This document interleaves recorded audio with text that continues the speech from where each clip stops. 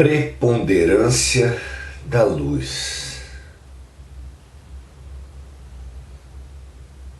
O mal, a injustiça, atrasa a trajetória humana há muito tempo. A certeza de que quase tudo na Terra está errado, transforma a criatura num guerreiro das situações, das doenças, das pessoas, retendo na revolta e na pena de si mesmo. Duas prisões, duas hemorragias espirituais terríveis. É como um nadador que, nadando numa água com correnteza, fica exausto, desesperado e tende a afundar.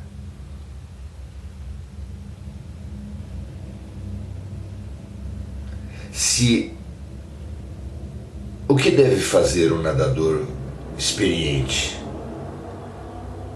Perceber a corrente, não se concentrar só no seu próprio nado,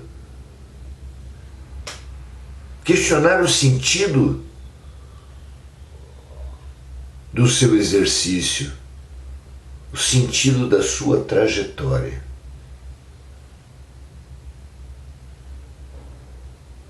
Não é? Remar a favor da correnteza, entender que o mal não existe. São conquistas que vão expandindo, que vão acalmando, que vão dando a vitória espiritual que a gente tanto persegue. Paulo de Tarso é o nosso exemplo mais uma vez.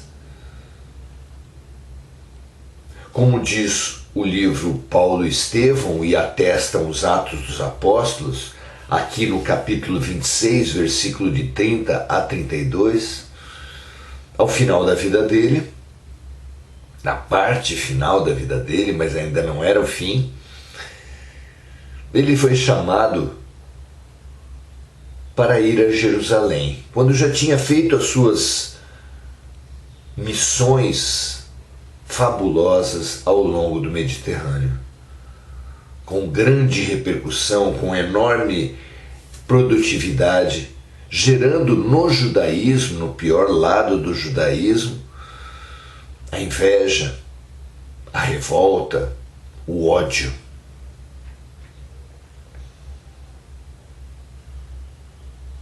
Tanto que, quando estava a caminho de Jerusalém, um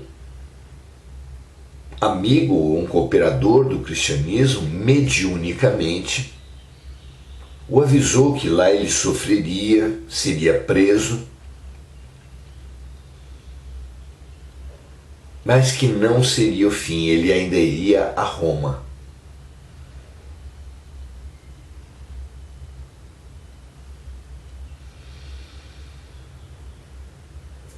Pois, mesmo em meio à situação mais adversa, Paulo conseguiu transformar, a vida conseguiu transformar a adversidade num instrumento de cooperação do bem. Aquele aparente mal que todos viam como motivo de evitar a ida a Jerusalém, não o fez desistir e ele foi. Foi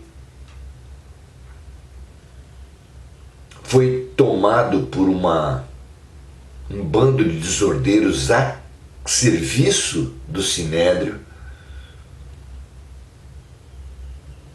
e ali mesmo, na rua, a soco, sem processo,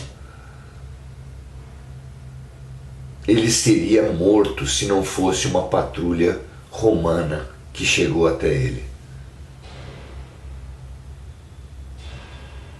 Ficou, porém, preso, sem justificativa, nas mãos de um governador que, percebendo uma aparente influência, tentou extorquir dinheiro dele, levar vantagem da situação. A recusa de Paulo, é claro, que o manteve preso, mas o governador mudou, e a cena que nós citamos de Atos dos Apóstolos fala de uma apresentação da sua situação que o novo governador ofereceu ao rei Agripa quando o visitou. O rei Agripa visitou o governador e ele ofereceu, como um passatempo,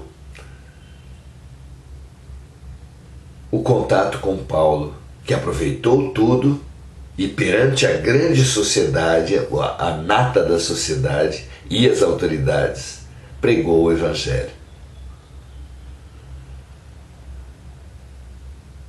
Ao final disso é que vem o trecho que nós vamos ler hoje, onde diz assim: e dizendo ele isto, levantou-se o rei, o presidente, e Berenice, a esposa do rei, e os que com ele estavam assentados.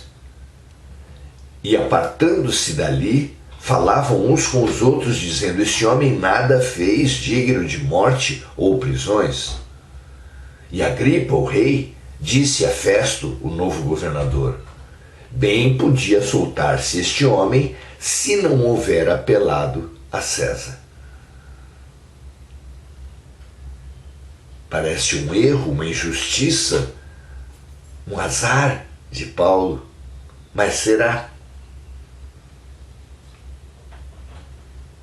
Ele fora um fariseu famoso ainda jovem, fora a esperança da raça dos judeus. Paulo se convertera de grande perseguidor do cristianismo, destacado perseguidor do cristianismo, ao maior disseminador do Evangelho, espalhando uma rede fabulosa de igrejas por todo o mundo conhecido.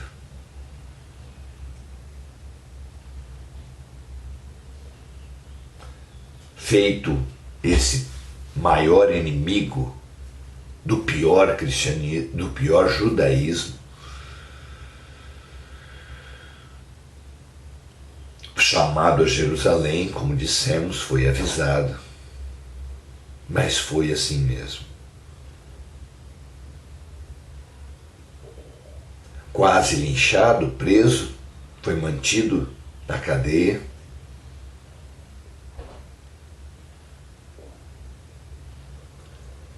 Mas, quando chamado ao novo julgamento pelo novo governador, ele apelou a César. Apelou a César, que era um direito de um cidadão romano como Paulo, cidadão romano por nascimento, nascido em Tarso, uma cidade que dava esse direito a seus moradores, aos seus cidadãos.